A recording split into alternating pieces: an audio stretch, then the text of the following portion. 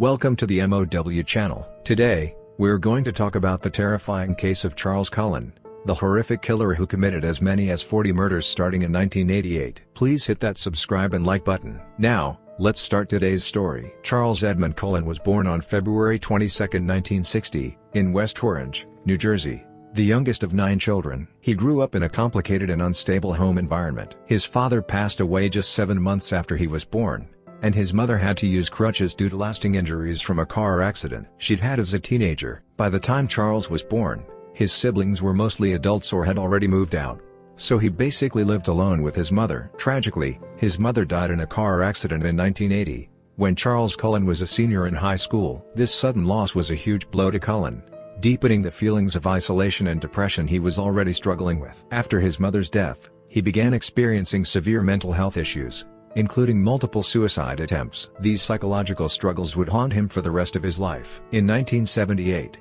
after graduating high school, Cullen joined the U.S. Navy and began serving as a submarine crew member. This period, where he worked with a nuclear submarine fleet, seemed to offer some stability, but the pressure and strict environment of military life negatively impacted his mental health again. He often exhibited strange behavior and kept to himself around his colleagues. Ultimately, he was transferred to a psychiatric ward during his Navy service and was honorably discharged in 1980 due to health reasons. After leaving the Navy, he continued to receive treatment for depression and other mental illnesses at various hospital psychiatric units. After his military discharge, he decided to pursue a career in the medical field. In 1984, he enrolled in the nursing program at Montclair State University. His decision to become a nurse, a profession dedicated to helping patients, was interwoven with his own personal complexities hidden beneath the job's noble surface. He graduated and became a licensed registered nurse in 1987, beginning his first nursing job the following year, in 1988,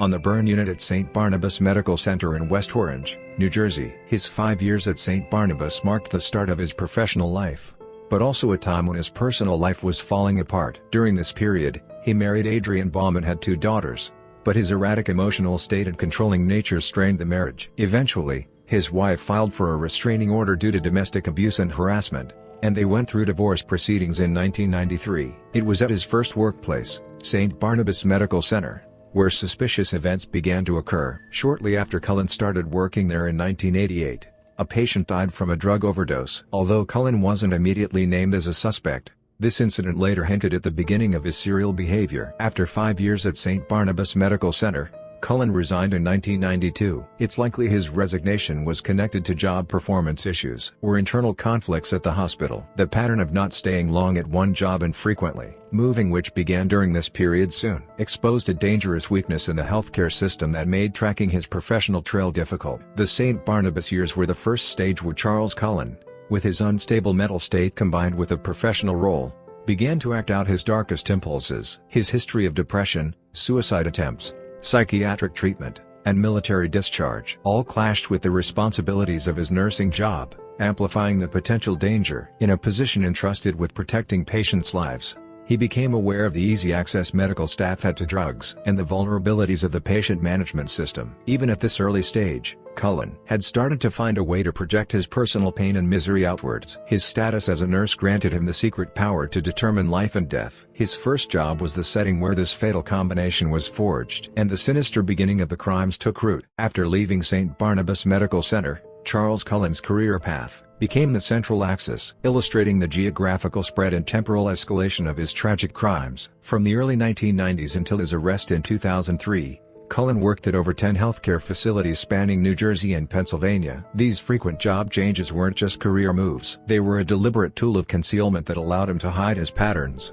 and an opportunity to exploit fundamental weaknesses in the medical system. Cullen primarily used heart medications like digoxin or insulin to intentionally overdose patients. While these drugs cause fatal cardiac arrest or deadly hypoglycemia shock when misused, the medical system at the time could easily mistake such sudden deaths for complications from the patient's existing conditions. In the case of insulin shock, especially in non-diabetic patients, the cause was often not immediately suspected as a drug injection. His initial job changes looked like this. After St. Barnabas, he moved to Warren Hospital in New Jersey, working in the ICU. Even during this brief stint, suspicious deaths were reported, but the hospital's official investigation was inadequate. He then moved to Hunterdon Medical Center. He seemed to settle in there for a while, But once suspicious patient deaths started again, the hospital internally realized there was a problem. However, instead of publicly investigating or reporting to the police, hospitals back then often tried to resolve the issue by quietly suggesting he resign.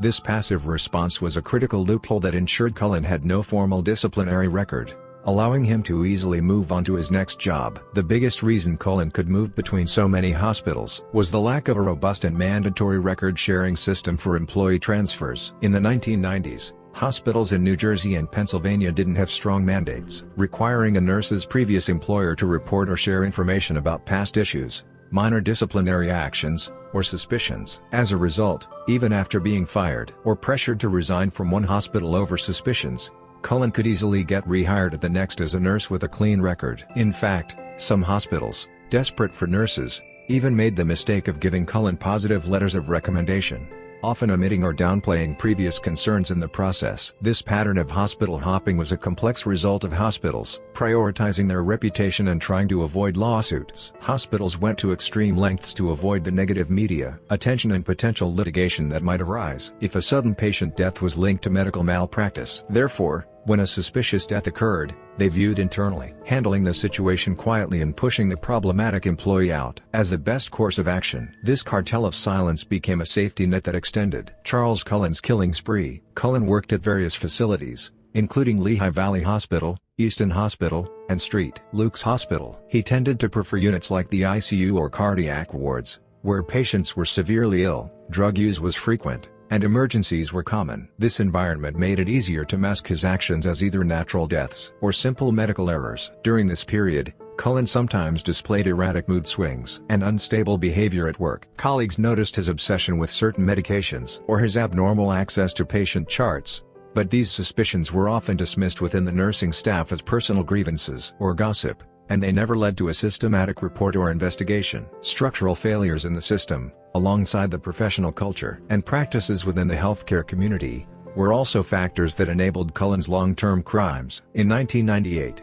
while working at Easton Hospital, Cullen was implicated in another incident. The hospital reported him to the police, but due to insufficient evidence, he was not charged and was able to move on to the next facility. The fact that the police and judicial system were alerted to his behavior early on, yet the hospitals failed to share information, allowing the serial murders to continue, shows the severe lack of communication between healthcare institutions and law enforcement at the time. This sequence of events proves that the problem was not solely about Charles Cullen as an individual. It was a perfect storm created by the lax hiring practices, inadequate internal investigation procedures, and a culture that prioritized a hospital's image over patient safety in the American healthcare system, a system that resulted in countless victims. His movements were not just a series of job changes, they were a map of tragedy that expanded along the system's blind spots. Charles Cullen's serial actions reached a dramatic crisis at Somerset Medical Center, where he worked from 2002 to 2003. At this hospital, his behavior became more frequent and brazen than at his previous jobs,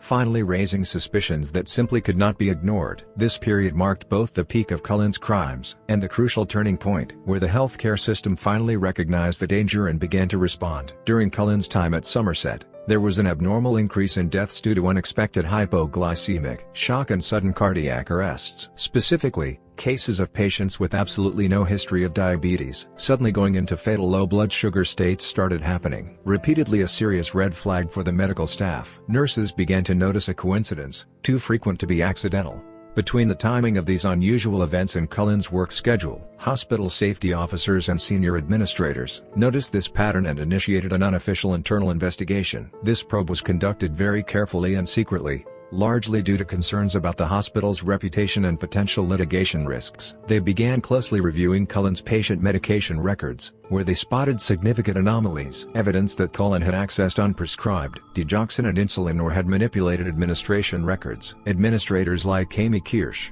who were involved in the internal investigation, confirmed that Cullen was taking out far more medication than prescribed from the drug storage units and failing to properly return the exact amounts. He also left traces of accessing patient medical charts to manipulate electronic records or arbitrarily change patient information. This pattern suggested Cullen wasn't just making mistakes, but was deliberately circumventing the system to conceal his actions. However, The internal investigation faced many hurdles. Investigating the work habits of individual nurses was a sensitive issue, and Cullen cleverly evaded the accusations raised against him. Furthermore, since Cullen had records of taking medical leave and seeking treatment for mental health issues, the hospital worried that firing or publicly investigating him might lead to future legal or human rights issues. This complex situation caused the hospital's decision-making to be delayed. Ultimately, Somerset Medical Center recognized the limits of resolving the problem internally and officially reported the case to the Somerset County Prosecutor's Office in June 2003. This report was the definitive moment the case moved into the jurisdiction of law enforcement. Investigators immediately began a full-scale review of Cullen's past employment history and the suspicious deaths that occurred at the hospitals he had passed through. The investigative team focused on connecting the common patterns that occurred across the numerous hospitals where Charles Cullen had worked. While the incomplete records and passive responses from previous hospitals were major obstacles,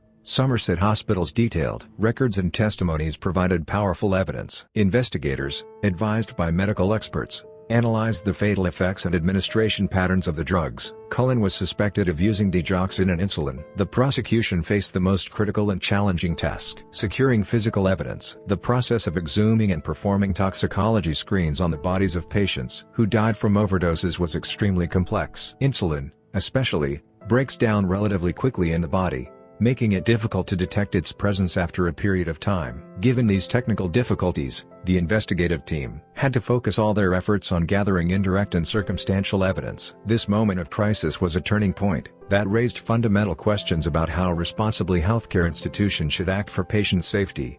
Beyond the individual misconduct of one nurse, the passive response of the hospitals and the delay in law enforcement intervention amplified the scale of this tragedy. But Somerset Medical Center's final, courageous report was the decisive catalyst that finally stopped Cullen's actions. The case reached its climax when Somerset Medical Center finally requested an official investigation into Charles Cullen by the Somerset County Prosecutor's Office. This phase marks the ending of Cullen's long, secret crime spree, brought down by strong intervention from law enforcement and the crucial cooperation of an insider. Investigators embarked on the complex and highly specialized task of piecing together the cumulative suspicions across Cullen's entire employment history. The investigation team meticulously cross-referenced Cullen's work schedules with the records of abnormal patient deaths at the hospitals where he worked. The core challenge was to secure powerful, physical or circumstantial evidence that would hold up in court, going beyond mere suspicion. Recognizing the difficulty of traditional evidence collection, since drugs like insulin or digoxin break down quickly or can easily be mistaken for natural causes, the team adopted a new strategy. The team decided to seek cooperation from Cullen's fellow nurses. Out of the many nurses, one colleague who maintained a relatively close relationship with Cullen played a decisive role. This nurse,